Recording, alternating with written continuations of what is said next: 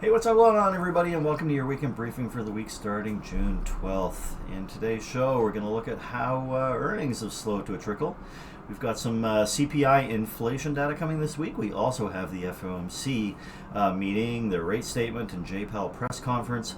We'll look at all the charts, of course. We'll look at some of our previous setups that still got some stuff going on, like GameStop and TSP.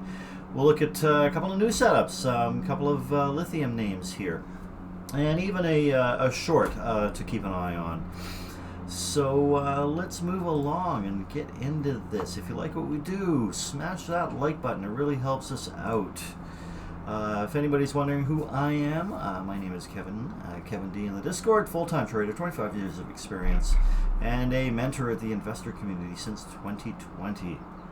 We do these videos every week to keep our members up to date on what's going on in the markets, and to highlight fresh opportunities for them. We have a really cool community of like-minded traders, and members get to take part in live streams and live mentoring sessions.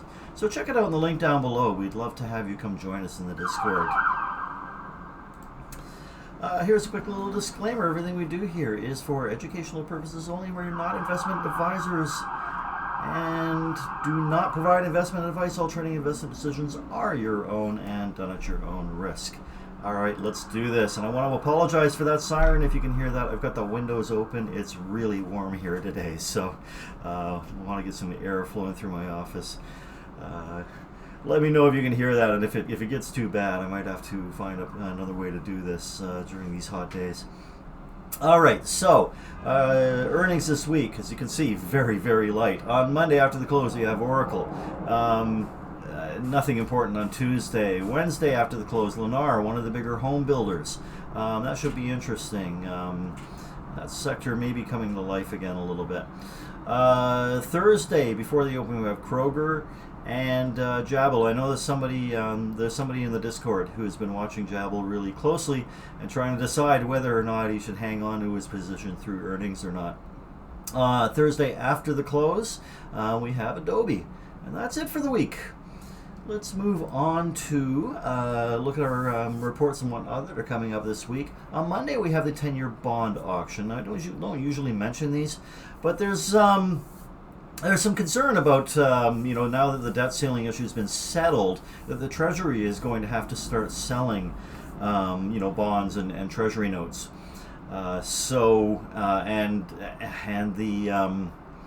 The bears out there are saying there'll be a huge liquidity crisis, and this is, could be the cause of the next market crash, and yada yada.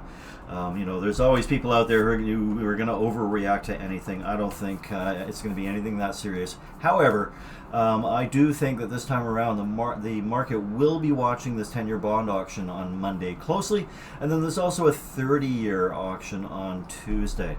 But more importantly, on Tuesday, we have the CPI Consumer Price Index inflation report, and that comes just a day before the FOMC rate statement. Now, the FOMC meeting starts on Tuesday. They have a 2-day meeting, but of course we get their rate statement and we get that JPL press conference on Wednesday. We also have PPI, the Producer Price Index report on Wednesday. On Thursday, we have retail sales. That's a fairly important report. And as always, we have unemployment claims. On Friday, we have the preliminary University of Michigan Consumer Sentiment Report and the consumer inflation expectations. So busy week, a lot going on. And, there's a lot of stuff here that could really affect markets quite a bit. Combine that with the compression that we saw last week, and we could very well see a fairly volatile week coming up. All right, our short-term market regime tracker is sitting at 5. It did sneak its way up into 6 for a couple of days during the week, but it's pulled back to a 5 here at the high end of the bullish chop area, but still ever so slowly moving upward in the market. All right, speaking of the markets, let's take a look at these. We're going to look at major indices, international markets, important commodities, the major sectors, and any of the setups that we have been playing or that are coming up. So let's start with a chart of the S&P 500. You can see that we had a really tight week. There was very little movement in the week. We had a very narrow range, tried to break out of that range on Friday and then failed and pulled back. I think that the market's telling us, it needed a little break here. We've had a nice move. It's taking a healthy rest. This is good. There's nothing wrong with this price action here. And I wouldn't be surprised to see this price action continue for a couple of more days up until Wednesday's FOMC. And of course, depending on what happens Tuesday with that CPI report. I also wouldn't be surprised if we pulled back, if we pulled back even to this trend line or the 21-day moving average. I still think would be a healthy pullback. I think actually coming all the way down here, over the course of, let's say that happened Monday, Tuesday. That we pulled all the way back to here to the 21-day moving average, and then if we got something that makes the market happy out of the FOMC on Wednesday and start moving back up, that to me would be a very healthy pullback and healthy price action to follow on from that. There's a lot of moving parts there, of course, so we'll just have to sort of keep our eyes open and be nimble. And I think don't forget about these important reports that are coming on Tuesday and Wednesday, because they will affect the market strongly. Let's take a look at the Qs. These didn't do much this week either. A little more volatility in the Qs than we saw in the SPY, but you see that they've been able to, or have been unable to break out to a new high. And just sort of chopping around in here a little bit. And same here, I wouldn't be surprised to see a pullback even below this support into the 21-day moving average or down by this trend line. And if it bounced there, all of that would be very healthy. Markets need to pause, and this has had a really good run, so there's nothing wrong with a pause here. What's really nice to see is while these major indices have been pausing and consolidating, IWM has finally broken out of this range here that it's been in since early March. Had some really nice moves out here. After this move here, pulled back in, tested the breakout level, and then popped higher with this big move and another follow-through day in there, and now is drawing a little bit of a bull flag here right under major resistance. And again, this one too wouldn't be harmful at all, would not be unhealthy to see this either. Pull back a little bit, maybe not so much on this one, but sideways would be my preferred price action on this for a few more days leading into the FOMC, and then a breakout on FOMC news. Let's take a look at the volatility index. We can see this continues to slide lower. It does seem to have found a little double bottom here over the last couple days in around 1350. This is quite a low level. We've got to go back a ways to see a level this low. Going back into here in February of 2020, right before the COVID crash. Now, when levels get down in these areas, in this between the 15 and 10 or 12, this is where things start to feel, the market starts to feel a little bit complacent maybe, and we can get surprises out of this. But for now, we can sort of enjoy this lower volatility. Knowing that we are probably going to see a period of higher volatility come after this. Let's look at our 10-year yield, and remember I mentioned on Monday we've got that 10-year bond auction, so this could change radically. It seems to have stabilized in here. We had a move up during the debt crisis, during the debt talks. And we have now started to go sideways a little bit, consolidating. This kind of price action is fine. Let's take a look at the US dollar. That's not the dollar. There we go. We can see that the dollar is consolidating. A little bit of a downward channel here. That's good. Dollar pulling back is good for equities. So we'd like to see a little bit more of that pullback. Okay, let's move on to our dollar cost averaging system. Here we are looking at weekly charts of our ETFs on our major indices, and you can see that the SPY is very strong in a weekly chart, continues to move higher.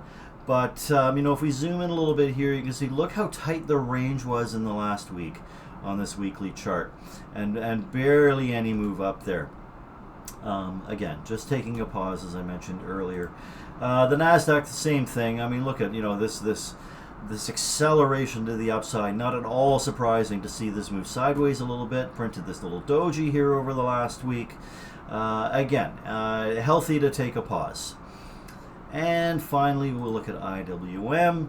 And last week, this system finally turned back on again, and we can see we've had follow through and continuation here in the IWM over the past week. So, all good stuff here.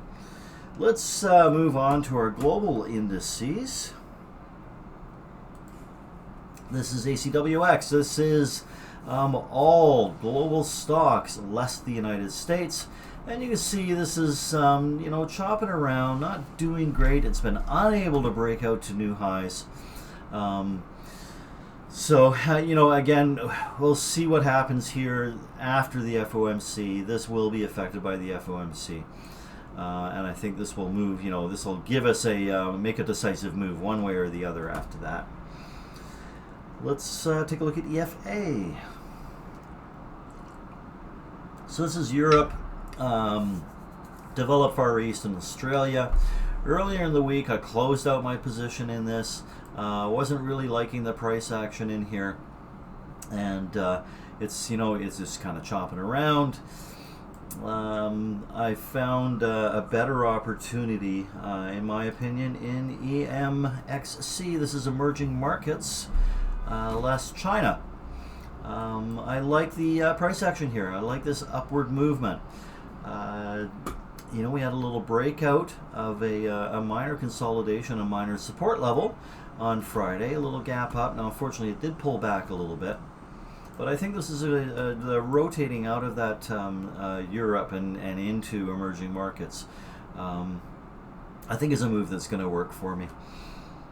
And finally, let's look at FXI. This is China large cap, and this is, you know, after being very weak, it did have a nice strong bounce back, and now consolidating some of those gains, but right under the 200-day moving average, right under the 50-day moving average.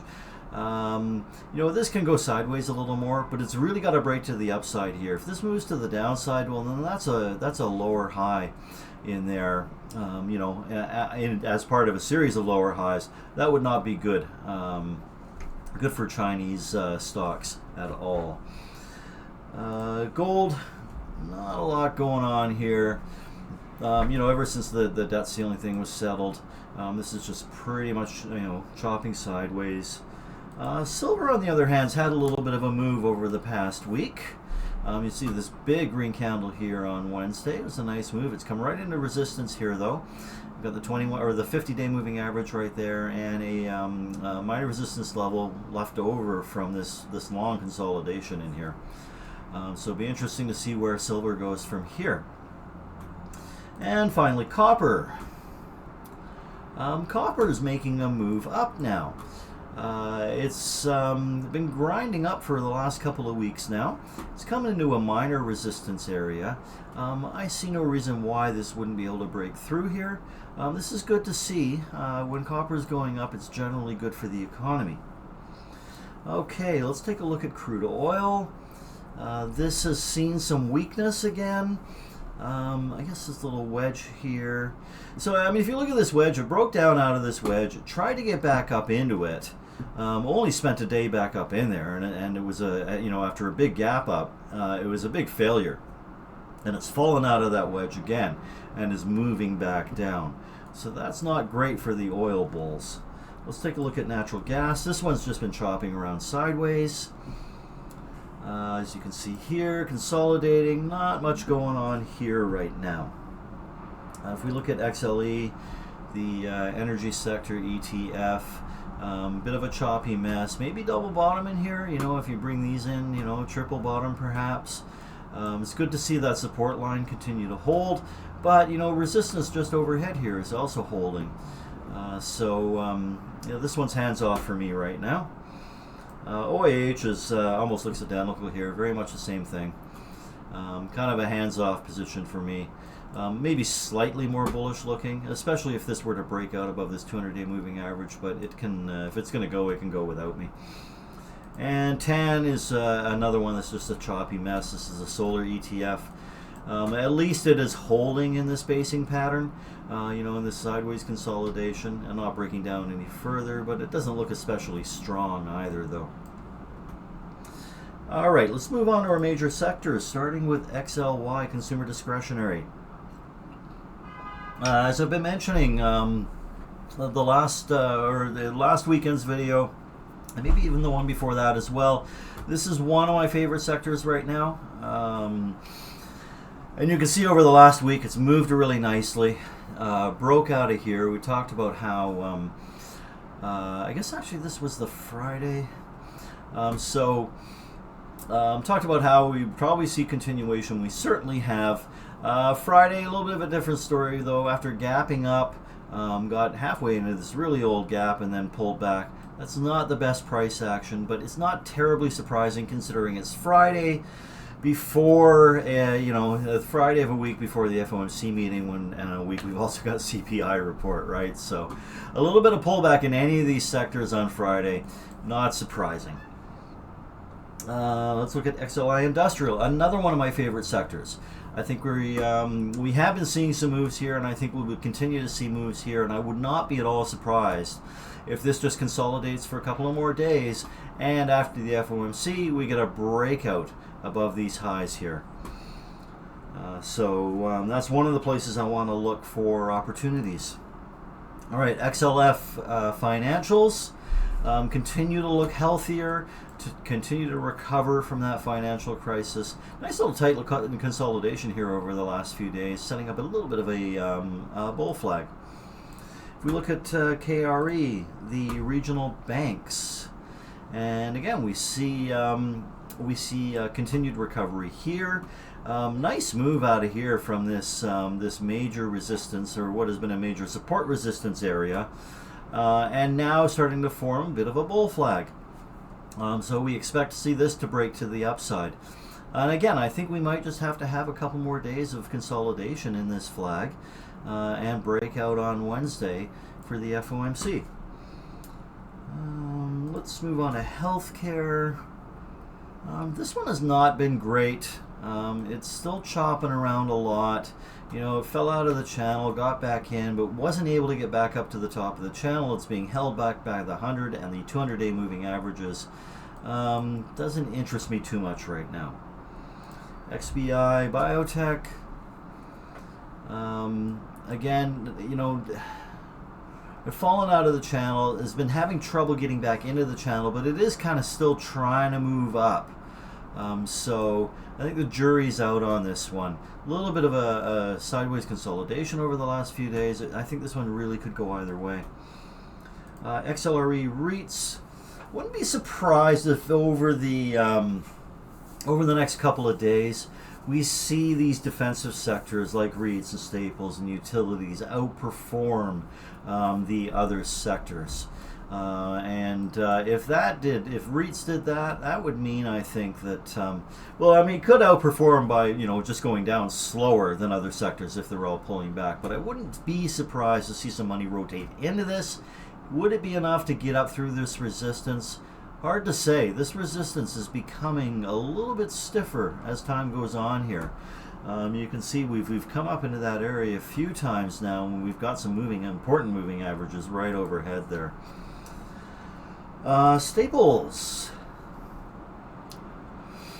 Same sort of applies here. We've got a little bit of resistance overhead. We've got this consolidation, and I would not be surprised to see this move higher over in the next couple of days.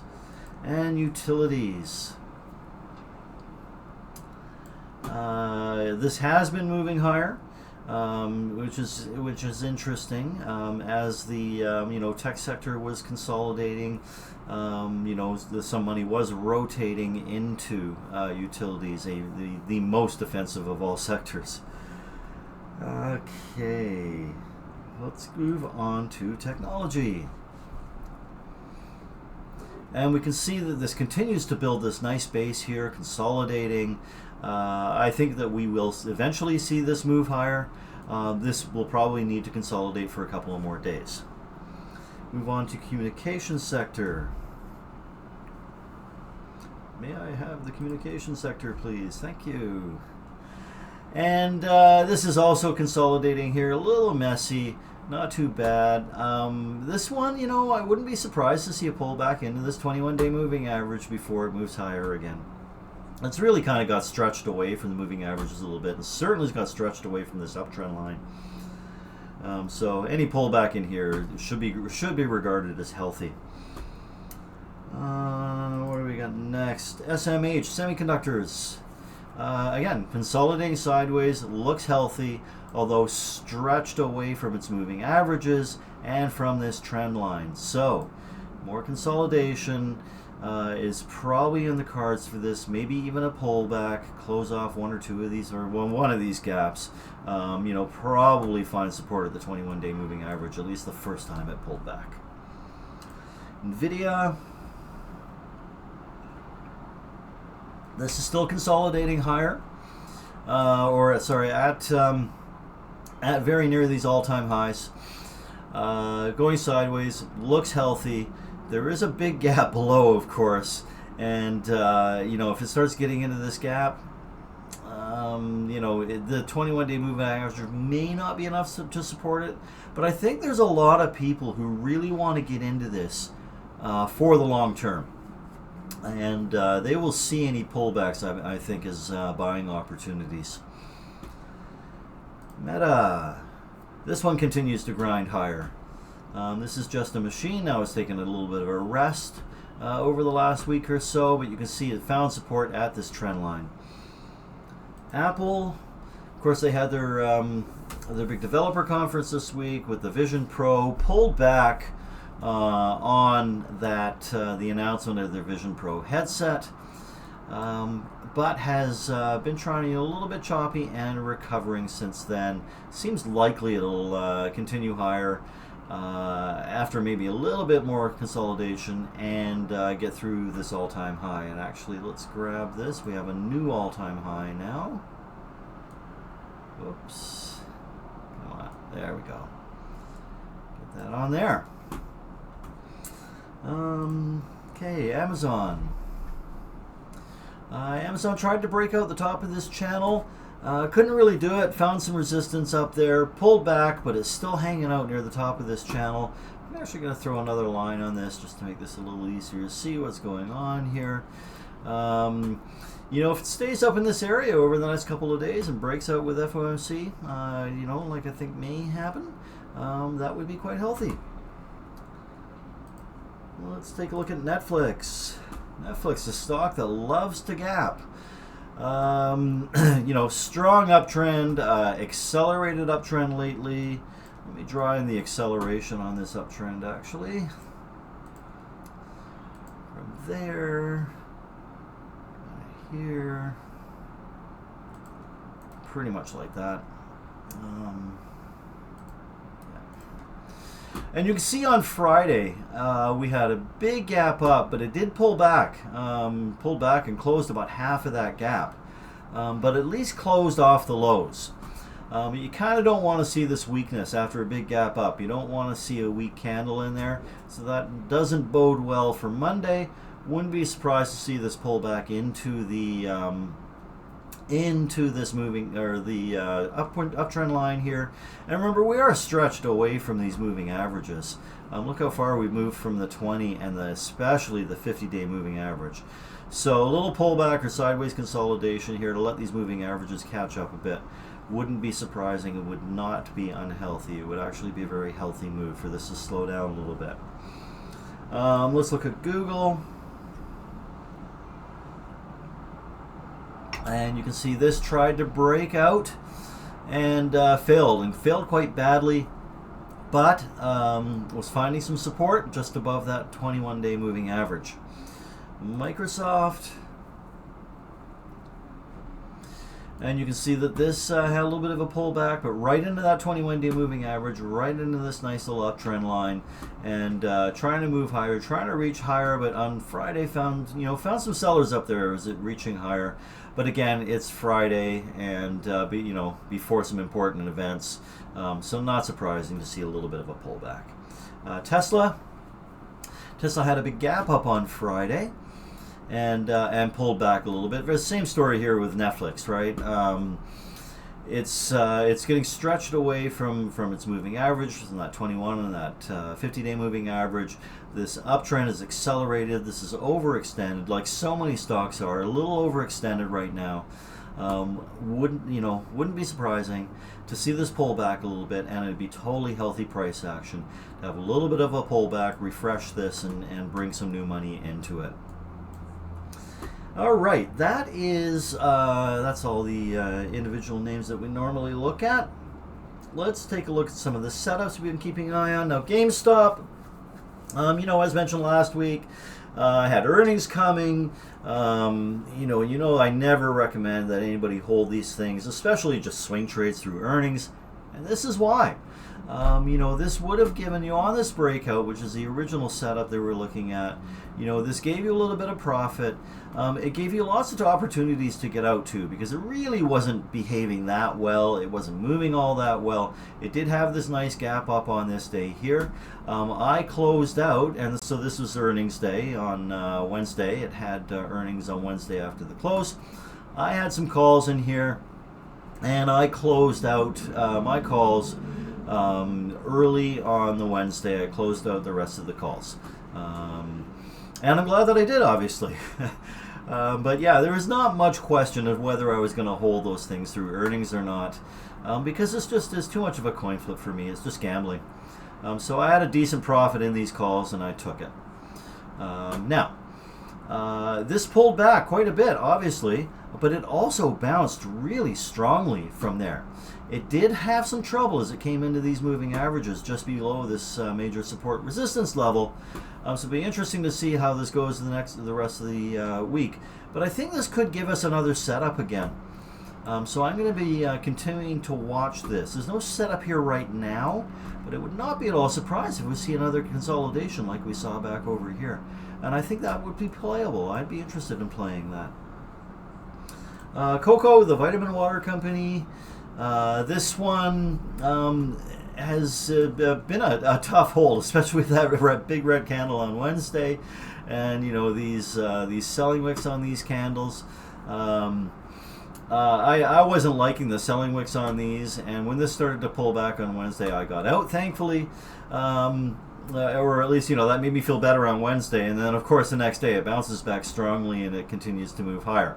And it's still right up near the top of this range, this upward channel. So it's a tough one. But if you're in it and have managed to hold through this, congratulations. This does look like it wants to go a little higher. TSP, Two Simple Holdings. This is another one that is not behaving fantastically well. You can see, had the nice breakout, and then since then it's really done nothing. You've got the big selling wick on top of this candle here, and then these dojis just the sideways movement. But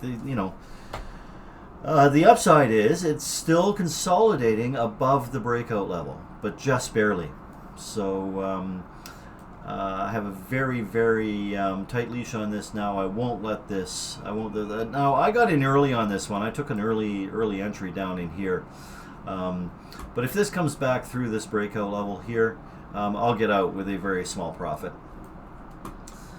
All right, moving on to some new setups. I noticed there's a couple of lithium plays that were looking all right. The big one I think that everybody knows is Livent. And you can see that it's making a little bit of a bull flag here, a nice tight consolidation. And this is a stock, as you can see, it can make some big moves. So when you've got a tight consolidation like this in a stock that can make big moves, your risk is really well defined in there, and maybe it's worth taking a play on that. If you do take this long here on a breakout above this level, Watch out for this pivot here. If we can get through that pivot here, it's at 2740. It should be fairly clear sailing up here. Let's look at SGML. That's another lithium company. I like this one better. And I think that, you know, I mean, you can play both of these. You can play, say, a half position in each one. Or, you know, pick one. The thing, you know, the one that you like better, that suits your eye better. For me, it's this one, SGML. You can see we came up. We've now put in a double top in here. We're consolidating around under that resistance level. And I really like this kind of price action because it defines our risk really well. And we often see explosive moves from these sorts of levels. So I think it's pretty obvious how you play this, right? You can either buy this if it came back down to the bottom of this range where the 21-day moving average is. You could buy it down there, or you could wait until this breaks out and buy it there. Either way, you know, you've got your stop just below that range. If you're buying, you know, and then trying to move the stop once it breaks out of here, trying to move the stop up as quickly as you can to break even, and then just enjoy the ride. And you can see that this is, you know, in a nice long-term uptrend. It's pretty much all the stock has done, you know, since it IPO'd is go up. Some, you know, minor consolidations here and there, and, you know, lately it's had, I guess, a bit of a longer consolidation. So I would not be surprised if you see a fairly explosive move in this one. Maybe not right away, but you know, this is a stock that likes to move up. All right, let's look at this one, Carol's Restaurants, ticker TAST. Don't really know much about the company. I had a quick look at their financials. The financials look fine.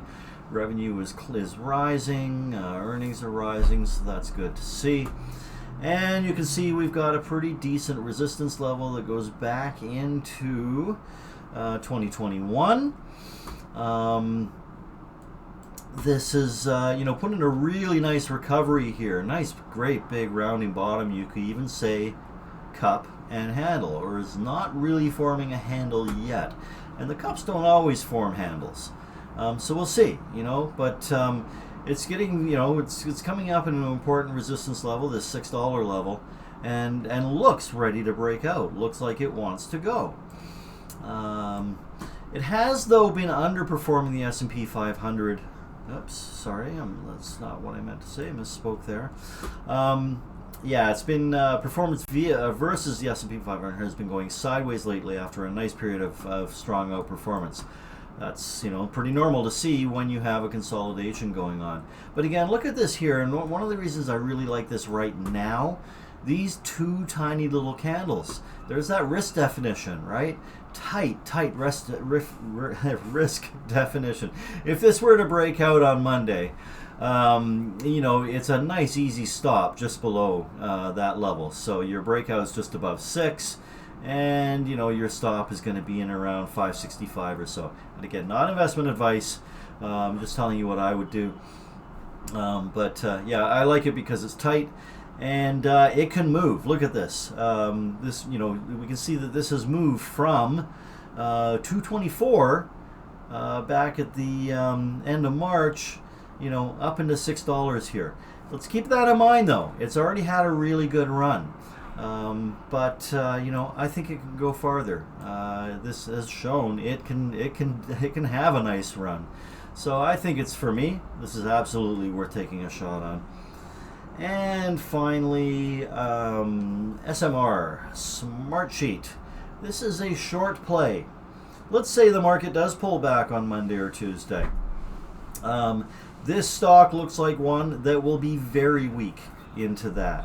Now, it's already come down a lot. It's come down, you can see the giant gap here on earnings. Obviously, earnings weren't good. It did bounce up off its lows and right at that 200-day moving average on Thursday after the earnings. However, it got quite weak again on Friday. And we've got a nice clean level to work off of here. So I think that if this breaks down below this again and does it with volume, it could easily continue down to 35 here, maybe even further. Risk is, you've got to give this one a little more, a little bit wider of a stop. You could maybe find a place intraday to put your stop. Maybe at the, just above the opening price here from Friday. Maybe you want to go up above here. So either way, you're going to be, probably playing this with a smaller position size. Or even with options, you could buy puts on this perhaps. That might be another way to define your risk on this. But I think we could see continued volatility in this stock. And if the market's pulling back, this is probably worth a play. That is everything I have for you for stocks to look at. Let's take a look and see what we've got coming up. So we have, for members, we have our Ticker Talk session, a live session on Wednesday, where we talk about, we take a look at an in-depth look at charts that they want to look at, or members want to look at. And then next weekend, on the Monday, U.S. equity markets are closed for Juneteenth. And I'm going to be out of town, off in a cabin on a little island out in the middle of the water for a long weekend there. So I don't think I'm going to be able to do a weekend briefing video. I'm probably coming back on the Monday. If I get back early enough, then I might put one in on Monday evening, but don't count on it. I don't think we'll have a weekend video that weekend. But we will for sure have a weekend video on June 25th. So I want to thank everybody for coming out and watching. Don't forget to like, share, and subscribe. And I hope you enjoy your week. And we'll see all our members in the Discord. Thank you.